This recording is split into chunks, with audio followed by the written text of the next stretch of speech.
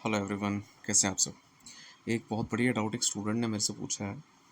वैसे तो ये बड़ा एक सिंपल सा डाउट है, लेकिन इसकी अंडरस्टैंडिंग हमें हो नहीं पाती है, तो थोड़ा सा ना इस पर हम डिस्कस करते हैं।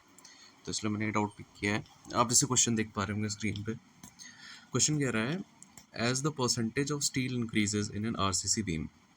फिर वो चार ऑप्शंस दे रहा है। The depth of the neutral axis decrease, the depth of neutral axis increases, lever arm increases, none of these. ठीक है, अब एक चीज़ आप समझिए इसमें। Let's do something. ये देखिए आप, ये हमारा क्वेश्चन है। इसी के अंदर मैं आपको ना एक्सप्लेन करता हूँ। अब एक बात समझना आप स्टार्टिंग से। क्या होता है कि हमारा, मैं फेस बना रहा हूँ, ये आप समझिए जो आपका वो है, क्रॉस सेक्शनल व्यू है आपकी कंक्रीट का। कंक्रीट कुछ ऐसा है, बीम है, ठीक है। इसमें हमारे पास लेट्स से यहाँ पे दो बार्स हैं, ठीक है। और ये पूरा कंक्रीट का बना हुआ है। जो बाकी सेक्शन है, ये पूरा कंक्रीट है।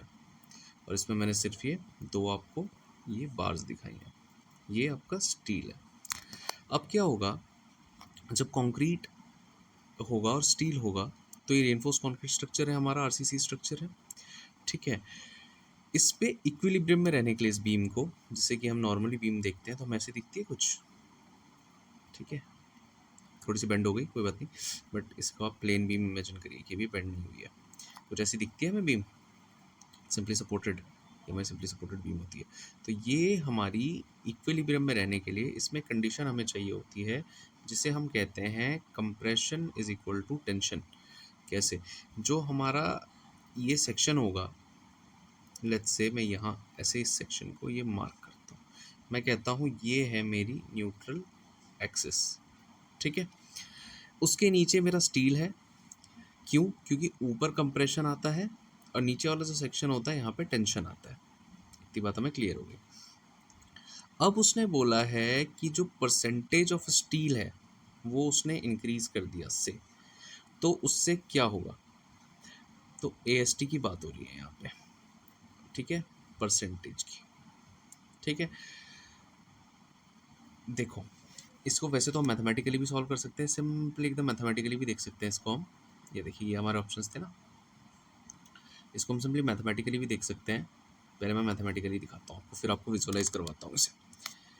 मैथमेटिकली अगर मैं इसको देखूँ तो हमारे पास एक फॉर्मूला होता है जो हम सब जानते हैं, 0.87 FY into AST upon 0.36 FCK BD।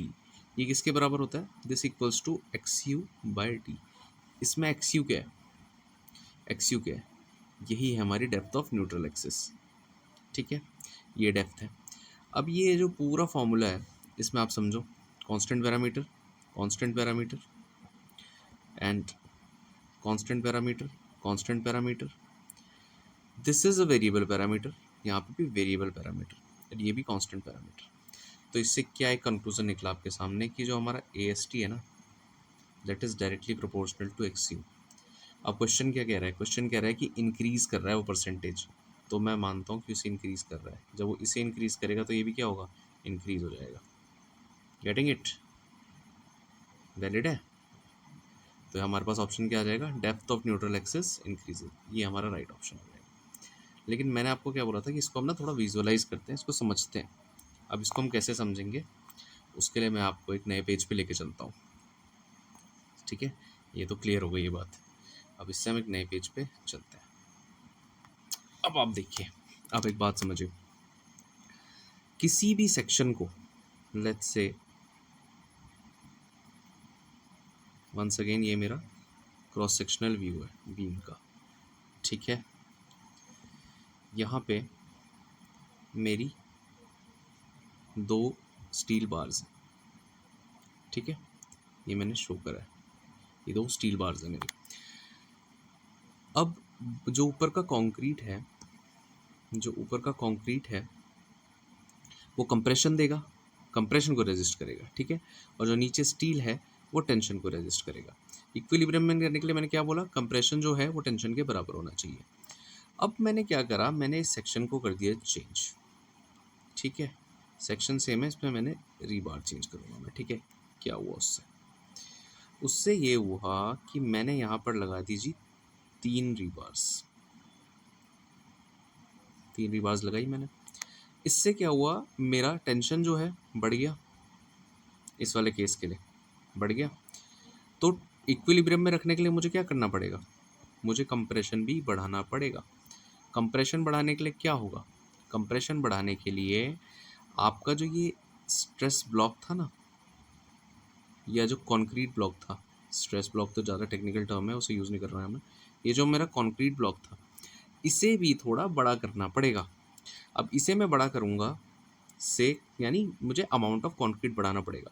तो पहले इतना ही कंक्रीट रजिस्ट कर ले रहा था, ठीक है, यहाँ पे जो मैंने दिखा रखा था, ये शेड कर रखा था, इतना ही कंक्रीट रजिस्ट कर ले रहा था। अब मैंने बोला कि मुझे बढ़ाना पड़ेगा से थोड़े और कंक्रीट की मेरे को ज़रूरत पड़ गई। अब उतना कंक्रीट यहाँ रजिस्ट कर रहा है, मतलब इतना कंक्रीट ब्लॉक इसको रजिस्ट कर रहा है। अब यहाँ पे आप उससे देखिए कंडीशन क्या चेंज हुई। अगर मैं कहता हूँ ये जो डेप्थ थी, depth of neutral axis, this was XU1, और ये नई डेप्थ आ गई, दिस इज XU2। तो ये क्या हुआ, ये नीचे आ गई, है ना। साफ साफ क्या दिखा, XU2 जो है वो XU1 से बड़ा है। Getting it, very clear. तो ये चीज़ है, इसको अगर आप थोड़े और तरीके से, आई गेस वैसे तो क्लियर हो गया, स्टिल लेट्स डिस्कस। अगर इसको आप थोड़े और तरीके से देखना चाहो, थोड़ा और तरीके से आप इसको देखना चाहो, तो हम एक ना सिंपल एग्जांपल से समझते हैं। एक और सिंपल एग्जांपल से हम समझते हैं कि आपको कुछ अमाउंट, मैंने क्या बोला, मुझे इक्विलिब्रियम कंडीशन चाहिए, आई नीड इक्विलिब्रियम, ठीक है। इक्विलिब्रियम के लिए ही बात हो रही है। अगर सिंपली एक बात मैं जानता हूँ कि मेरा जो स्ट्रक्चर होता है RCC स्ट्रक्चर, उसमें उसे मैं क्या रखता हूँ, उसे मैं रखता हूँ अंडर रेनफोर्स्ड, ठीक है, अंडर रेनफोर्स्ड रखता हूँ मैं।